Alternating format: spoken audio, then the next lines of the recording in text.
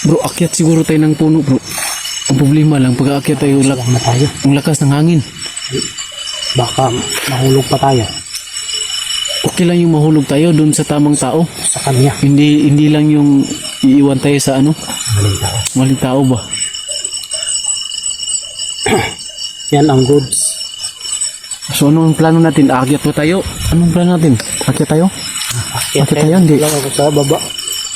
Akit daw tayo si Bro Max sa baba lang daw siya. Ha? Baba lang daw si Bro Max. Baba lang ako Baba lang ka? para maabot ko siya. Para maabot mo? Hindi kami yung una makaabot. Nasa taas na kami. Saan doon ka pa sa itaas? Ikaw nasa baba pa. Sa baba lang daw siya mga kamaster para madali niyang abutin. Nabot namin dalawa ni Bro Master G. Ikaw na pa sa baba. Paano yun?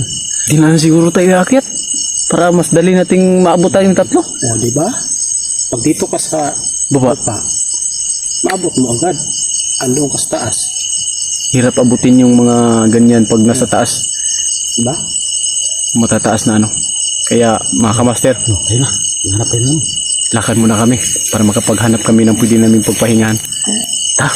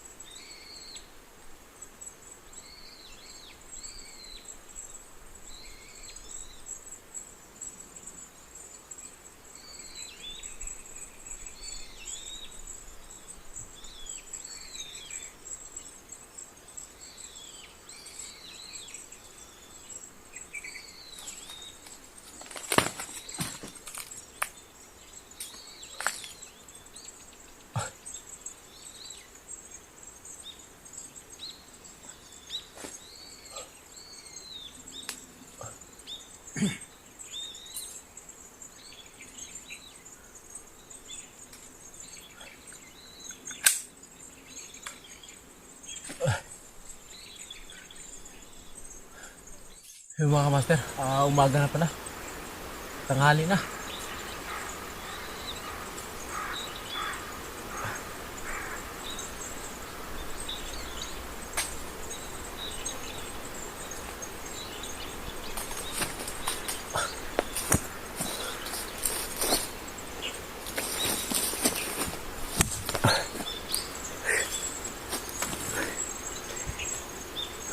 So yun mga master, magandang tanghali sa inyong lahat. Sulit pasensya na tanghalian kami ng gising. Sobrang pagod, puyat, gutom.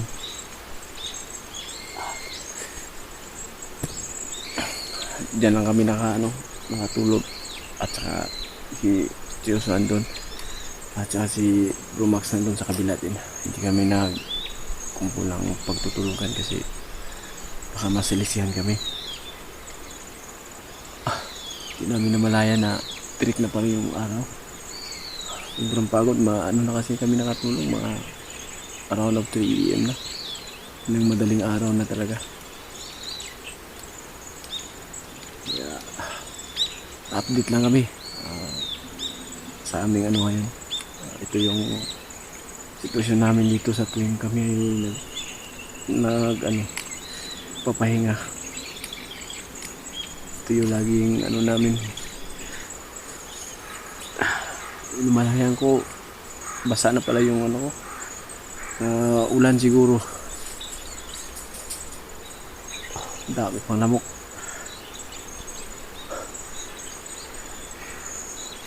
Namakamas sila. Medyo yung salamin natin.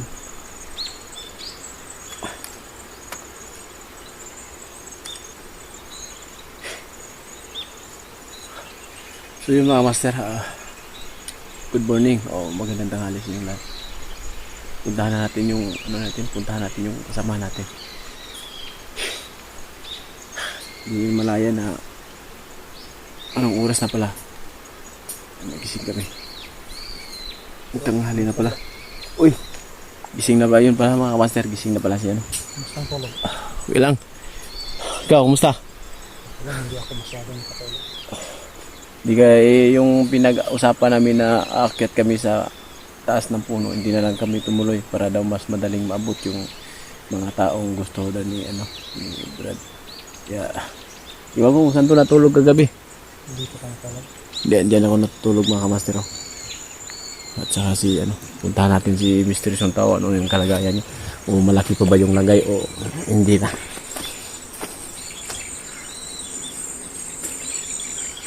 Bro, diyan ka nakakatulog kagabi? Kumot lang ako ng unas bro. Uy, ang ganda ng kumot mo. Parang anay na nagdudugmon na mga nganak.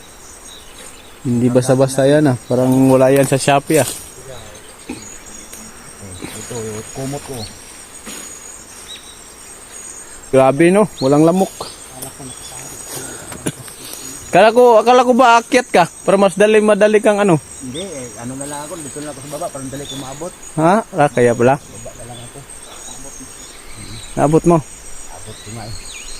Sabi ng iba daw, hindi na tayo hindi na tayo magmaingay pa daw, sabi ng iba kasi kailangan daw na mas mabilis daw tayo. Mas mabilis yung iba pala.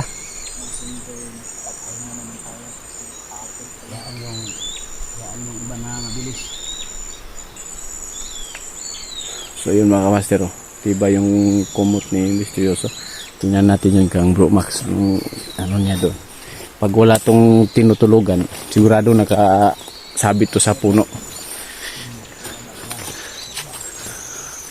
Dito siya natutulog mga kamaster. Aba, kunti lang yung ano ni Bro Max ah. Ito lang tinutulugan niya. Nakaupo lang siguro. So yun mga kamaster, kunti lang yung kumot, anong tawag dito? Banig kung sa Bisaya, kunti lang. Parang puwit lang yung nilagyan niya ng ano. Nakaupo siguro habang natutulog to. Parang estatwa ba?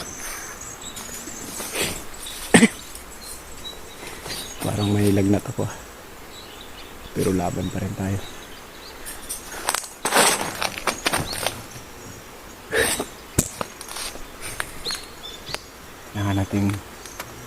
Kailangan natin mag-impake ulit kasi nalaga na naman kami mga kamaster. Update life lang kami dito ngayon sa kagabi saka sa tinutulugan namin. Hindi namin namalaya na yung araw iyan mataas na. Sa totoo lang mga master, iba yung ikot ng araw dito kasi sa iba, sa hilaga na banda doon yung araw. Dito iba, yung anong klaseng lugar to. Sa ibang direksyon yung araw lulubog. So hindi na muna kami mag-aalmusal at kami magpapatuloy muna sa paglalakad. Hindi kami titigil hanggang hindi ko makukuha yung anak ko. Salamat sa lahat. Salamat kay Bro Max at saka sa Convention Tao. Andito sila lagi, nakalalay sa akin habang ako ay hinahanap pa rin hanggang ngayon yung anak ko. Ayoko mangyari doon ayoko mga tulad doon sa iba na yung mga anak nila na hindi na nakikita. Ako at least nabubuhayan ako ng loob kasi nakikita ko yung anak na nandun kahit nasa hypnotize siya, na ilalim siya ng itim na mahika. At least alam ko na buhay. At kahit nasa itim na mahika siya yung ano niya, at least alam ko na may mga araw pa na magamot siya. Kaya thank God pa rin ako, thankful ako na hanggang ngayon makikita at naririnig ko yung boses niya. Kaya pero mangyari kahit nakakalungkot na nandito siya, hindi pa rin ako sumusuko. At basta ayaw magdrama mga master. Basta thank you sa lahat ng walang sawang pagsuporta nyo sa akin. Kaya, bawal akong mapagod. Bawal akong magpahinga na matagal. Kaya ito, maglalakad muna kami. So, yung mga kasamaan ko, laging nandyan para sa akin. Saka maraming salamat sa kanila. At saka, update na kami ngayon. At see you mga kamasta.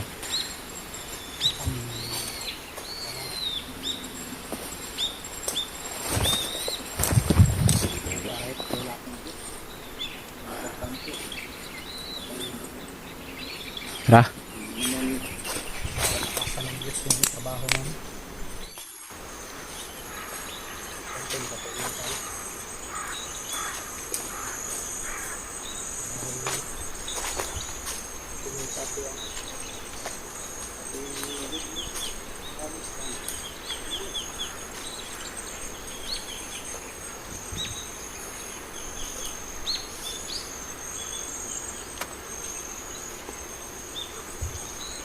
Pero ngayon lang ako nakadaan dito ah.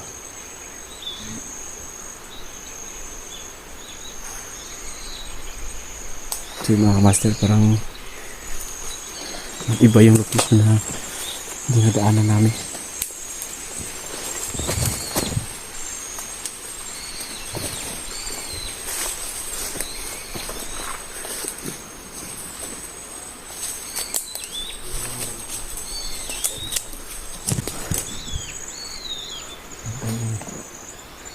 Yung mga master,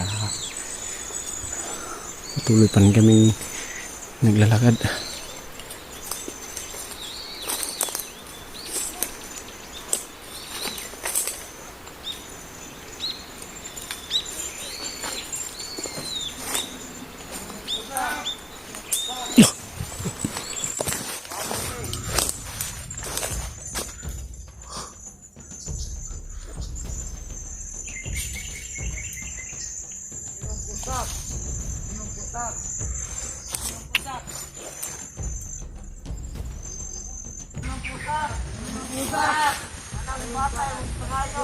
Lah.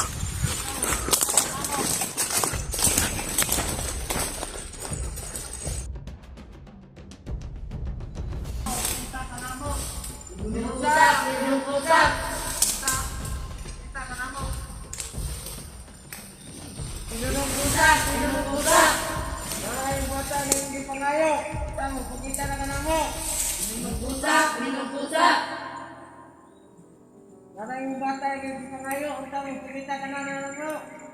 Minumpusak. Karena yung bata yang di pangayo, utang yung pagkita ka na mo.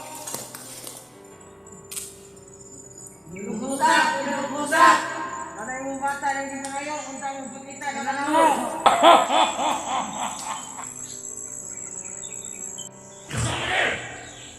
Kusak. Unang bata na yung di pangayo.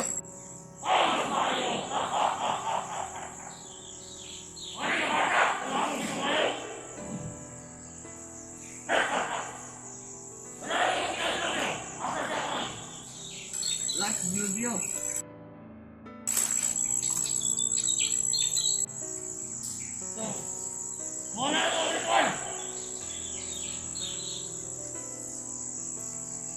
Siguro ane.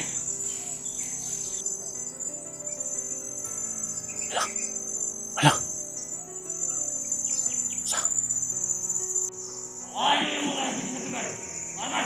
Nabalik. Nabantayan mi.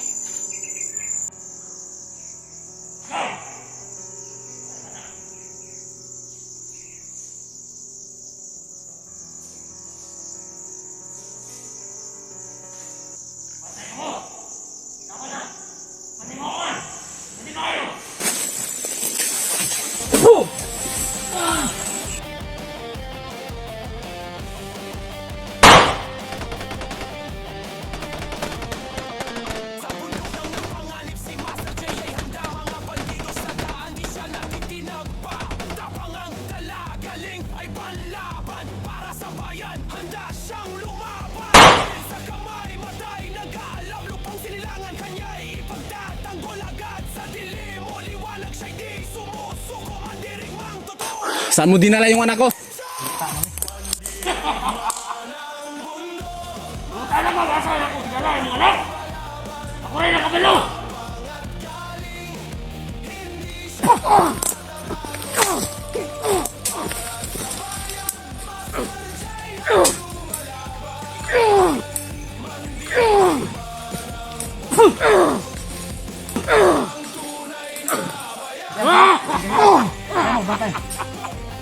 Asan mo dala ko na? Ako rin ang kabalo! Buwasan ako kinala ang inyong mga anak!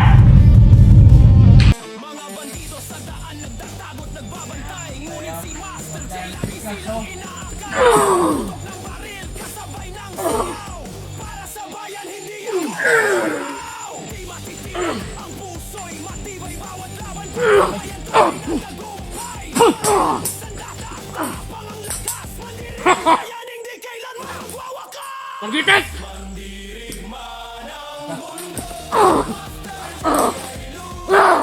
Tayo mo. Dasot! Kasi gusto mo maray!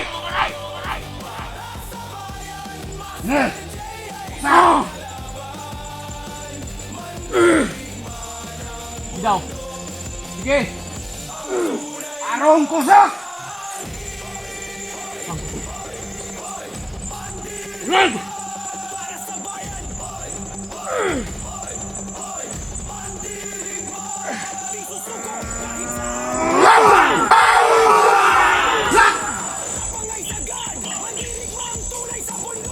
Kusak!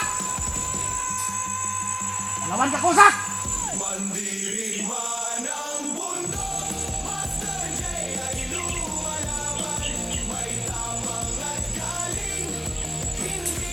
Yung bata, hindi natin napano yung bata. Hindi man kami nagtagumpay na sugpuin yung kasamaan ni Kusak. Biglang na nawala sa aming paningin eh. Yung bata, nadala rin nila. Okay ka lang bro.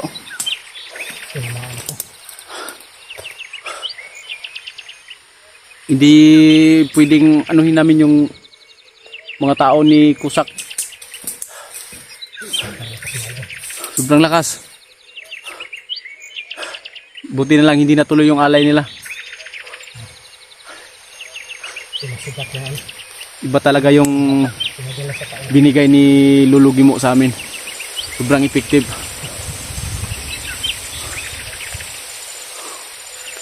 Musta na kayo si Lulu Gimo ngayon? Grabe. Dugo bro. Ha?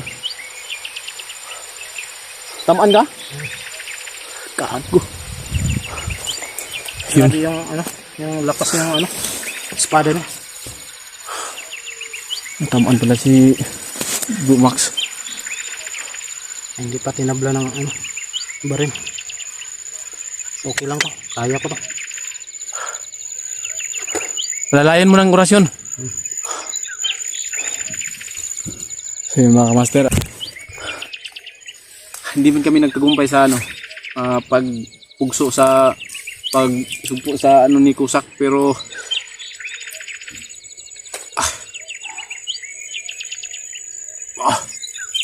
pero na ano namin yung bata na hindi talaga natuluyang ialay.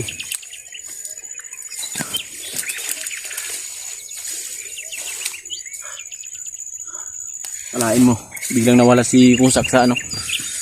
Parang pareho sila ni ano, Dilubyo, yung biglang mawala. Imposible naman kasi kung titirahin natin yung si Kusak. Imposible walang mangyari sa atin. Oo talaga, maano natin sa dahil tatlo tayo. Pero may isa talaga sa atin na matamaan talaga ng orasyon ni Kusak. Sobrang lakas ni Kusak. Tinamaan ako ng ano, samurai yung itak niya.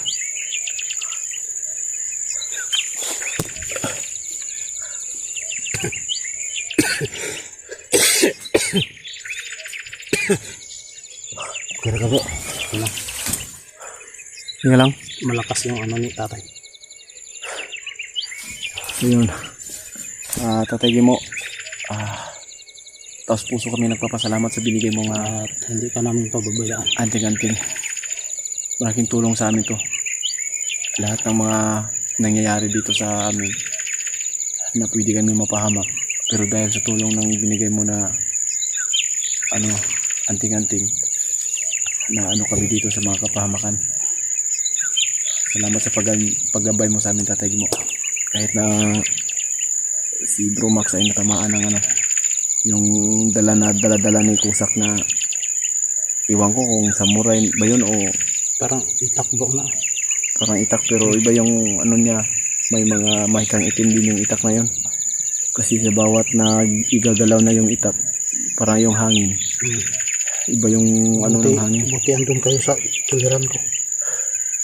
Kasi yung mga tauhan din ni ano mga kamaster, tauhan ni Kusak yung lumuluhod dun sa ano harapan na ialay sana yung ano niya, mga bata. Iba yung pakiramdam ko dun eh.